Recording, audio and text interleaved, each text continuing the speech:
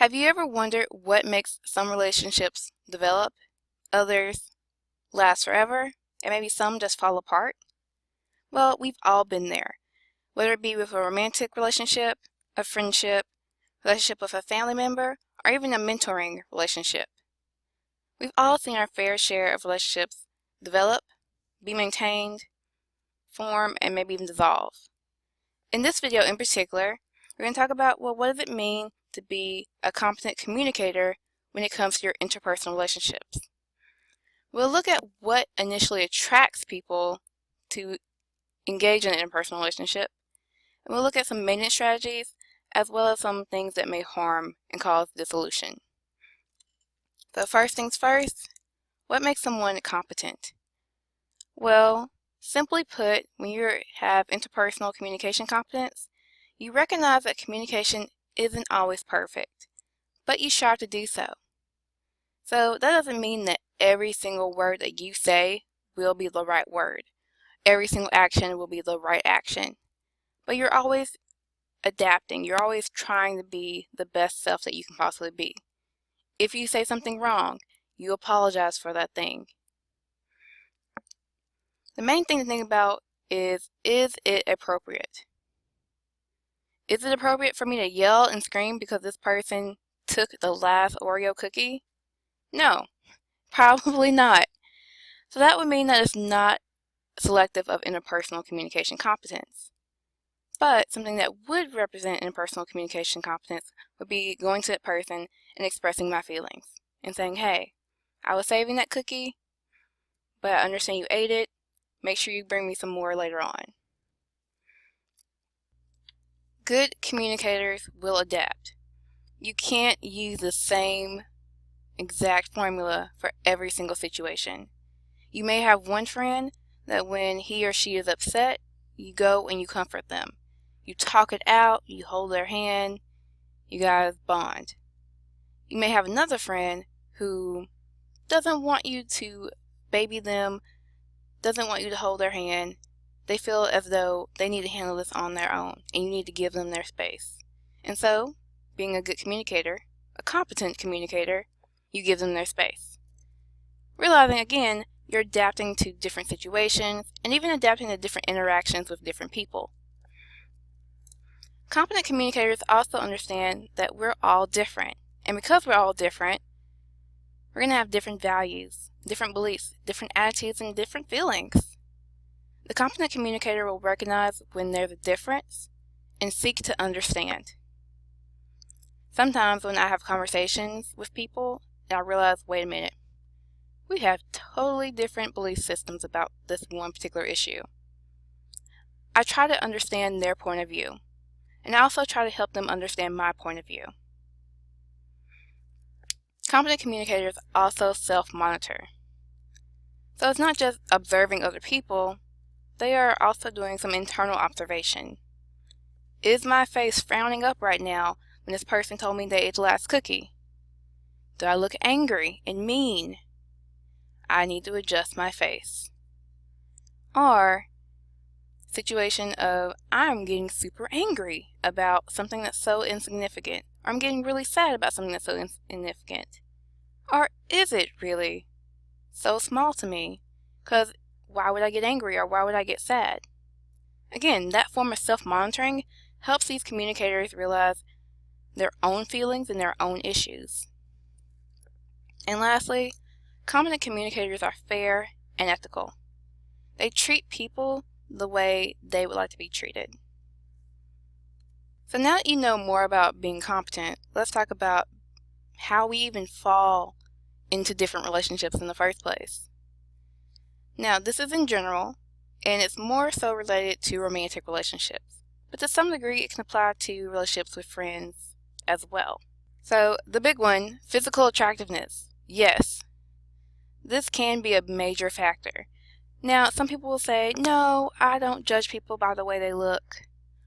But usually in a romantic relationship, there needs to be some level of physical attractiveness, even if that physical attractiveness is something that comes out more so over time. Personality. So you've probably met that great person who was physically attractive and then you realize they had no personality or that they were very, very mean. It made you see them completely different. Maybe they were beautiful on the outside, but not beautiful on the inside. Rewards. This basically means that to some degree, we are seeking some reward from engaging in a relationship with somebody else. That sounds horrible, but you need to understand what exactly a reward is. Let's say you have been hanging out all by yourself and you meet a new friend.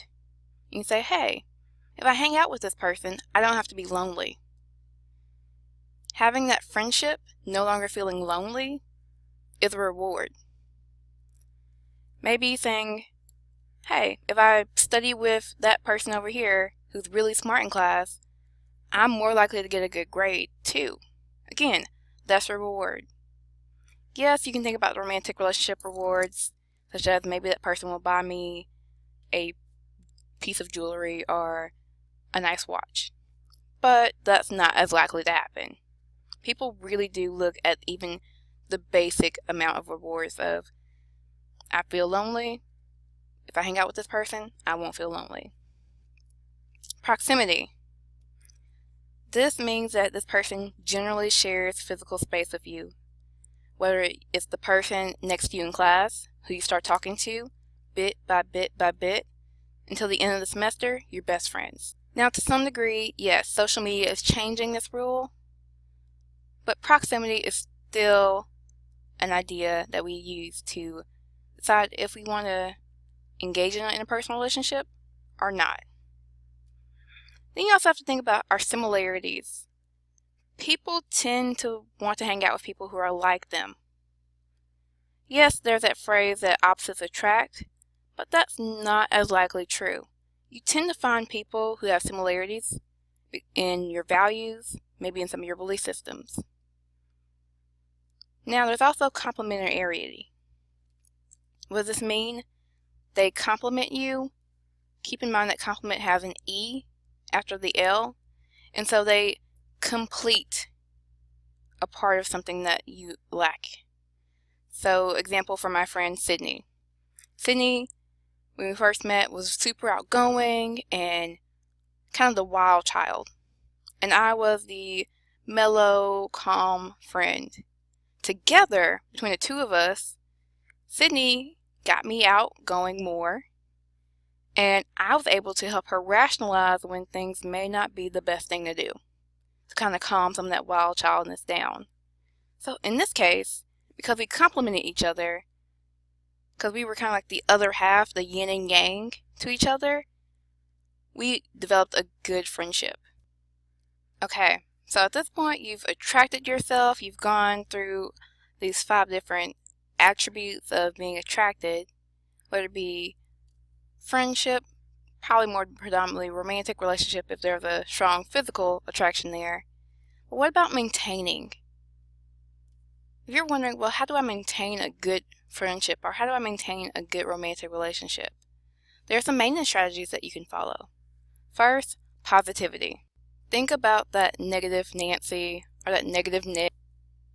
Think that you probably hang out with them sometimes, but you don't want to always hang out with them, right? Because they're so negative.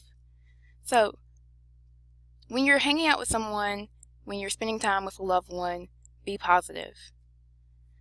Also, be open.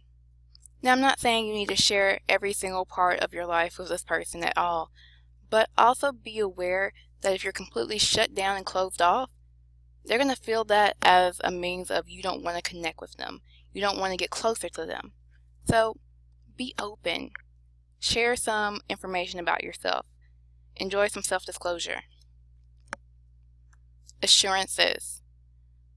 That is simply saying in some way, whether it be verbally or non-verbally, that you are committed to the relationship. One of the biggest assurances that you probably know in relationships, especially romantic ones, yeah, you guessed it, I love you. So by saying I love you, you assure that other person that you actually want to stay committed to that relationship. Other assurances can be everything from doing small chores, such as you realize the trash is full and you take it out for that person because you know they get a little irritated, or maybe you know that you're going to turn the music down because it's too loud, your mom is trying to sleep. That may be an assurance to your mom that you actually do care about her. And also blending social networks. So that means that your friends and their friends start to become each other's friends. To some degree, by blending your social networks are going to be more likely to stay involved in helping you maintain that relationship. So when you're upset and saying, "Oh, I can't believe what that person did to me today," your social networks are also going to be aware of, that person's not all bad. I've seen some good things too. Let's rationalize this. Let's talk it out. And share some tasks. So this is somewhat related to assurances as well.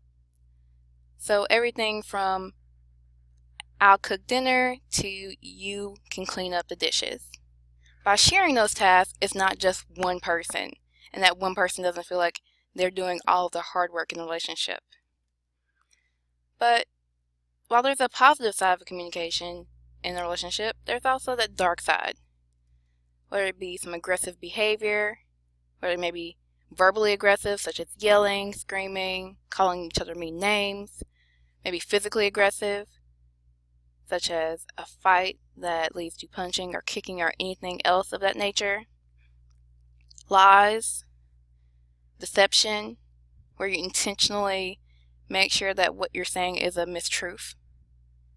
Betrayal, more likely infidelity.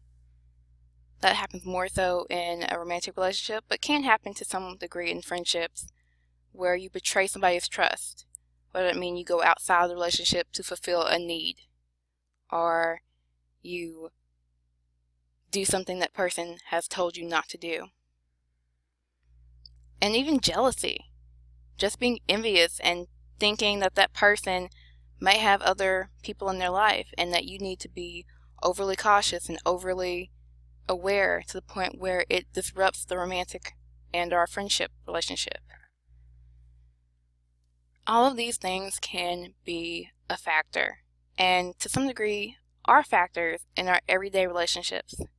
So as a competent communicator, keep those in mind and be aware of ways to manage and deal with these when they arise. So today we've talked about interpersonal competence, we've talked about interpersonal attraction, we've looked at some maintenance strategies as well as some dark side parts of communication.